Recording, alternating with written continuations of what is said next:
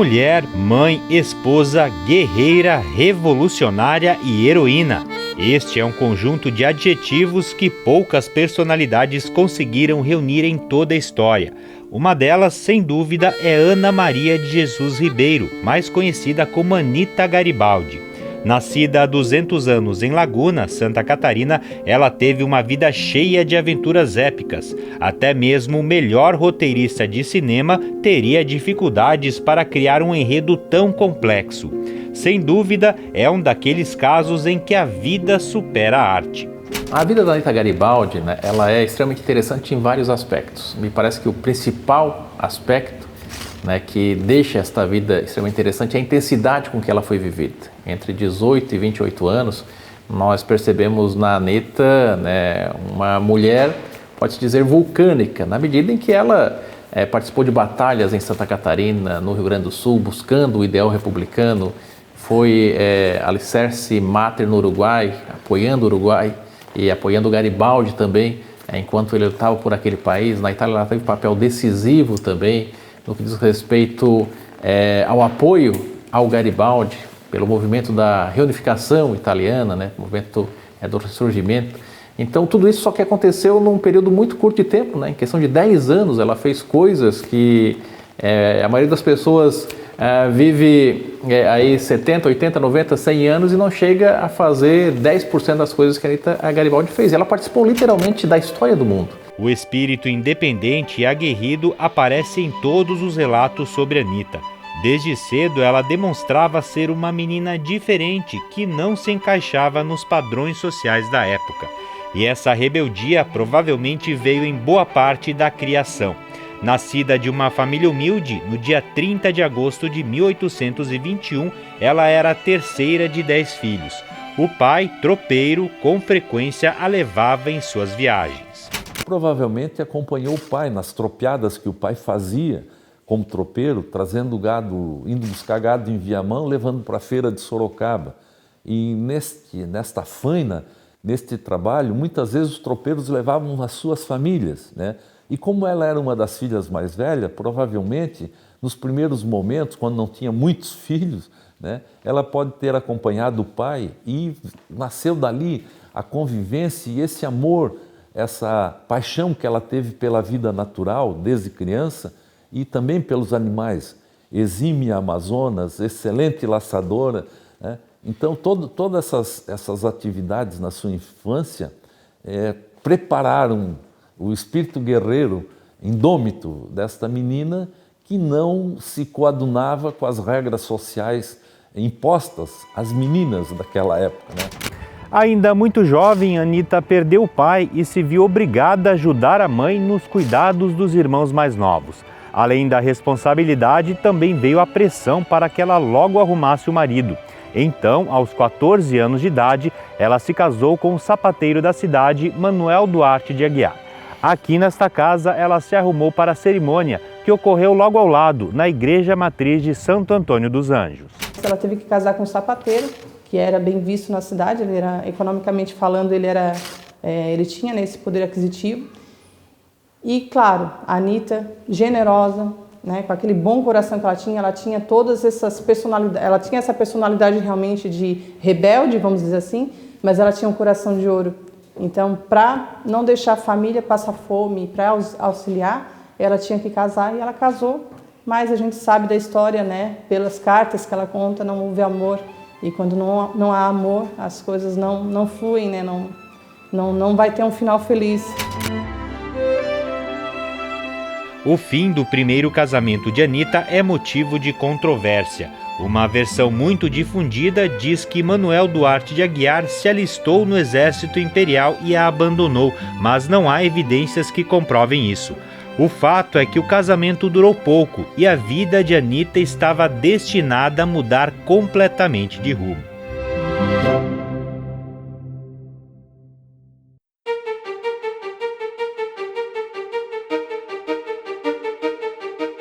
Notícias da Revolução Farroupilha, que varreu o Rio Grande do Sul, chegavam ao porto de Laguna, à época um dos mais movimentados do sul do país. Com isso, os apoiadores da causa republicana se multiplicavam na cidade, já que a insatisfação com os impostos cobrados pelo Império era grande. Entre eles estava Anita, que sempre gostou de acompanhar os discursos do tio Antônio. O tio dela já era um homem que lia, né?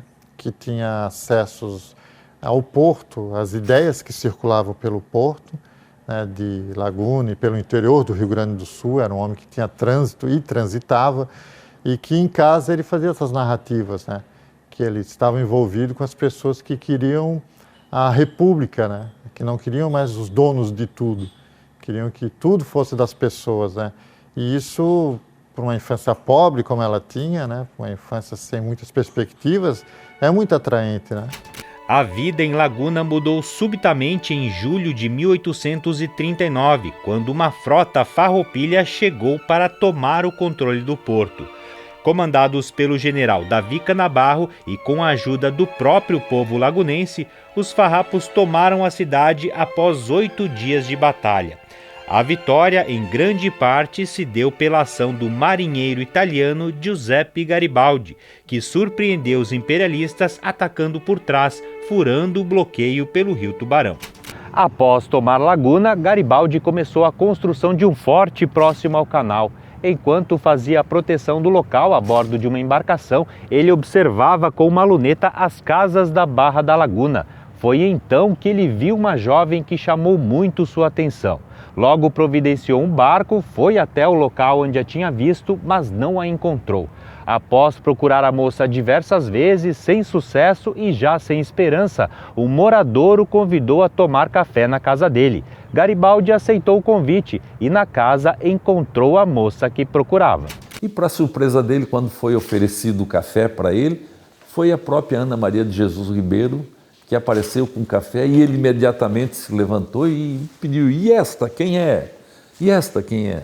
E ela imediatamente também, muito receptiva, disse: eu sou a Ana Maria de Jesus Ribeiro, mas aqui me chamam de Aninha. E o Garibaldi disse: Aninha, per noi italiani, uma piccola Anna vuol dire Anita, io te chiamerò di Anita adesso, eu vou te chamar de Anita daqui para frente. Surgiu ali naquele momento a Anita Garibaldi. E quando ele saiu, depois de uma longa conversa sobre a Revolução, mas ela e ele sempre ali presentes, trocando os olhares, né?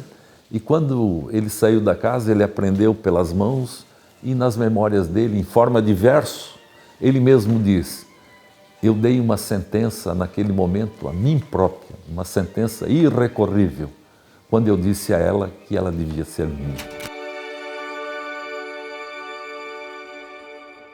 A atração entre os dois foi imediata e logo Giuseppe começou a frequentar a casa de Anita. Enquanto ela o ensinou a montar a cavalo, ele a treinou nas técnicas militares. Quando a causa republicana obrigou Garibaldi a se ausentar de Laguna, ele foi se despedir, mas Anita já estava decidida a ir junto. No dia que o Garibaldi foi se despedir dela, ela pegou a trouxinha de roupa dela e botou em cima da mesa: vou junto. E o Garibaldi disse: não, é impossível, no meu navio só vai marinheiro, nunca entrou nenhuma mulher, eu vou junto. Não, mas não pode, eu não vou te levar porque nós vamos atacar navios, vai ter guerra. Eu vou junto, se tu não me levares, se tu voltares, tu não me encontrarás mais aqui. Porque eu não vou suportar aqui a pressão da sociedade, da cidade, em virtude, contra a nossa união, que já falam demais. E o Garibaldi não teve outra alternativa a não ser permitir que ela participasse, embarcasse, então, em Corso. A liberdade da República Catarinense e da República do Rio Grande. Senza domínio di questo porto noi non siamo niente, capisci?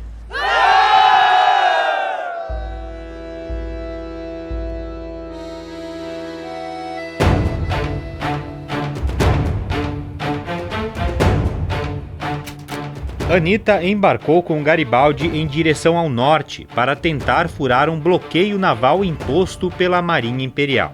A bordo, ela aproveitou para fazer exercícios de tiros e se preparar para lutar. Logo, ela enfrentaria o batismo de fogo. No auge da Revolução Farroupilha, as embarcações comandadas por Garibaldi voltavam de uma batalha na ilha de Santa Catarina em direção à Laguna. Aqui, na enseada de Imbituba, eles foram surpreendidos pela Armada Imperial, que logo abriu fogo. Um tiro de canhão atingiu 2 soldados farrapos e Anita, que estava ao lado, foi arremessada e perdeu os sentidos. Assim que ela se recuperou, Garibaldi a ordenou que descesse ao porão do navio para se proteger. Depois de muita insistência, ela obedeceu às ordens, mas dizendo que iria apenas para buscar os covardes que estavam escondidos.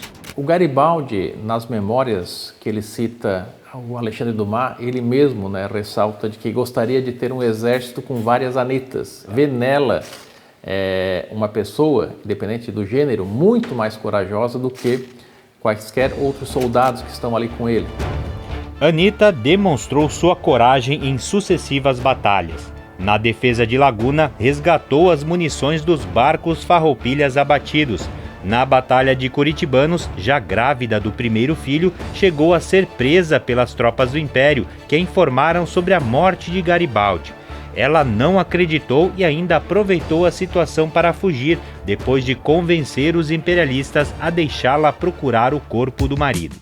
Essa imagem de mulher guerreira e obstinada foi reforçada recentemente com a descoberta de um documento nos arquivos da Biblioteca Nacional. É um ofício do então presidente da província de Santa Catarina, General Andréa, informando erroneamente o governo imperial sobre a captura de Garibaldi e a morte de sua Amásia, espécie de Amazonas que entrava no fogo com os soldados. É um general mandando para o imperador, né? Olha, veja bem, ela não tem nem nome, mas essa pessoa, essa figura dessa mulher, Amazonas é um mito, né? Se fala em Amazonas, se pensa naquelas mulheres invencíveis, e ele trata ela como Amazonas. Não tem nome, mas ela é demais para uma mulher do tempo dela, né? O cara escreve isso, né? Grávida, Anita cavalgou por mais de 200 quilômetros, cruzando rios e matas em direção à Vacaria, onde encontrou Garibaldi. Mas a Revolução Farroupilha estava se deteriorando no Rio Grande do Sul e Anita se refugiou na cidade de Mostardas para dar à luz. Mal havia se recuperado do parto, ela precisou novamente fugir dos imperialistas, pegando o filho no colo e montando num cavalo. O casal só desfrutou de um relativo período de paz a partir de meados de 1841, quando Garibaldi aceitou o convite de ir ao Uruguai lutar contra as tropas argentinas que invadiram o país.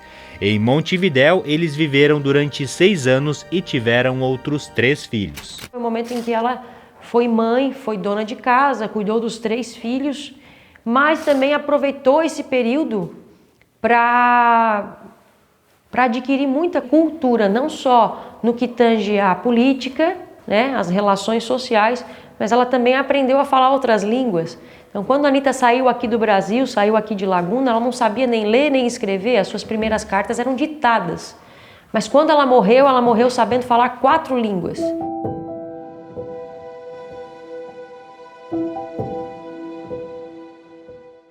Com o fim das ameaças argentinas no Uruguai e a campanha pela unificação crescendo na Itália, Garibaldi começou a planejar o retorno ao seu país de origem. Mas, como ele era procurado por lá, Anita foi antes para avaliar a situação. Em março de 1848, ela desembarcou em Gênova com os filhos e foi recebida com muito entusiasmo pelos italianos. A recepção positiva foi a deixa para Garibaldi voltar alguns meses depois e dar início à luta pela unificação da península, que na época era um aglomerado de reinos. Logo, ele formou uma legião com recrutas provenientes de Piemonte, Lombardia e Vêneto, regiões que estavam sob domínio austríaco. Temendo a crescente ameaça das forças liberais, o Papa Pio IX decide abandonar Roma. No dia 9 de fevereiro de 1849 foi proclamada a República Romana e Giuseppe Garibaldi, que estava com seu exército no norte da Itália, se dirigiu a Roma para proteger a cidade. Anita estava em Gênova com os filhos e assim que soube da vitória republicana não conteve seu ímpeto e foi ao encontro do marido. Mesmo grávida, ela tomou uma diligência para ajudar a proteger a cidade. foi impedida de entrar, mas com muita astúcia e coragem conseguiu furar o cerco do inimigo, se passando pela esposa de um oficial espanhol. Se fez passar por uma mulher de um oficial espanhol que ela teve a notícia que tinha sido ferido e que ela estava vindo da Espanha para atender o marido. Aí deixaram ela entrar. Ela entrou, usou esse artifício, entrou em Roma, cercada, e foi direto no comando, né, na casa do comando, e quando ela abriu a porta e entrou, o Garibaldi estava reunido com os oficiais, seus oficiais, o Garibaldi não disse outra palavra parecida. Minha mulher, chegou a minha amada, como estão meus filhos? Primeira coisa que o Garibaldi disse quando viu, olhou para ela e disse assim: agora temos mais um soldado. Mas a vitória duraria pouco. Em apoio ao Papa, os exércitos francês, austríaco e espanhol marcharam em direção a Roma e recuperaram o controle da cidade.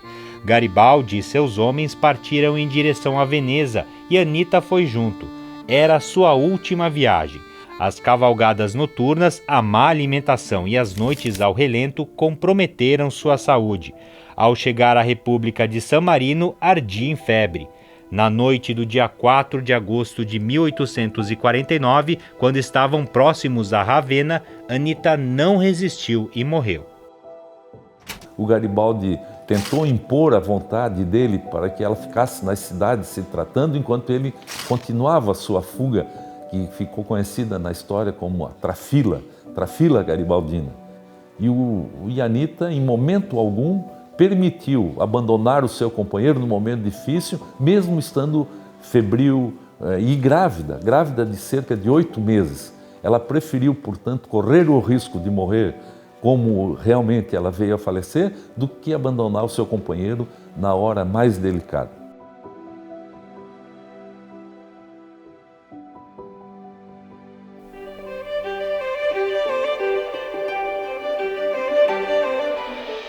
Anita Garibaldi não viveu para ver a Itália unificada, mas sua luta serviu de inspiração para que o movimento continuasse e obtivesse sucesso mais de 2 décadas depois de sua morte. Hoje ela é reverenciada como uma heroína além do Atlântico. Um monumento em sua homenagem foi erguido no Janículo, em Roma, local onde seu corpo foi sepultado em 1932. Esse mito da heroína, e dessa construção da mãe da pátria, né? Ela morreu por nós, né? Ela é a nossa mãe, ela deu a vida por nós.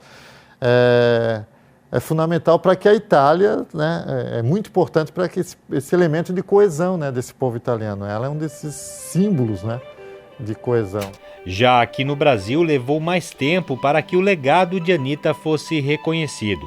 Isso porque, após retomar o controle das províncias do Sul, o Império tratou de apagar os nomes dos líderes farroupilhas da história. O resgate da memória de Anita só veio a ocorrer após a proclamação da República. A partir daí, seu papel precursor na defesa dos ideais republicanos, na libertação dos oprimidos e na emancipação feminina passou a ser exaltado. Ela é a mãe do regime republicano. Ela foi o primeiro vulto feminino a lutar por esse regime que nós hoje concebemos da maneira que é, né? Democrático, com a liberdade de poder escolher os nossos representantes. Antes mesmo das primeiras defensoras do regime republicano, das primeiras sufragistas universais, e eu estou falando, por exemplo, da Nova Zelândia, que foi o primeiro país em que as mulheres votaram no mundo, em 1897, isso já era considerado pioneirismo, né? Aí você recua um pouco e você vê uma menina de 14 anos em 1835 falando nisso e entregando toda a sua energia vital em nome dessa liberdade que só foi conquistada há 100 anos no meu país. Em uma época em que as mulheres eram subjugadas por seus pais e maridos, Anita rompeu barreiras sociais e culturais e colocou seu nome na história. 200 anos se passaram desde seu nascimento, mas o legado que ela deixou sobrevive até os dias de hoje. Anita continua inspirando inúmeras mulheres que ainda lutam por seus direitos. Ela foi uma mulher diferente, ela foi uma mulher que ousou fazer coisas que a maioria nem sequer imaginava que daria para fazer.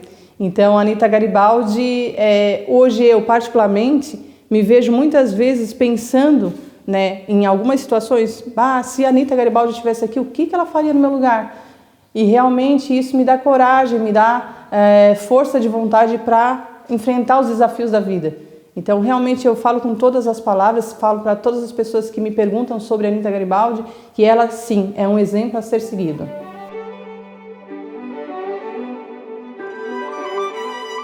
Na atual laguna, há um crescente esforço para preservar a memória de Anita Garibaldi. A casa onde ela se arrumou para o primeiro casamento abriga um museu em homenagem a ela, com um acervo de pinturas, móveis da época e utensílios pessoais. Uma estátua da heroína se destaca na Praça República Juliana e a maior obra de engenharia de Santa Catarina também leva seu nome. Além disso, desde 1999, funciona na cidade o Instituto Cultura Anita, que promove diversas atividades para preservar e divulgar a memória da heroína. E como parte das comemorações dos 200 anos de nascimento de Anita Garibaldi, o Instituto promoveu eventos culturais, cavalgadas e composição de músicas exaltando a trajetória de Anita. No galope do seu cavalo, ela segue o seu caminho, vive em busca da sua justiça, não importa até onde tem que ir.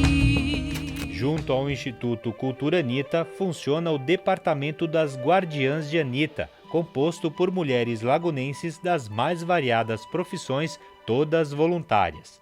Desde 2019, as guardiãs promovem o projeto Boneca Anita nas escolas, no qual elas visitam as escolas públicas de ensino fundamental de Laguna e contam a história de Anita.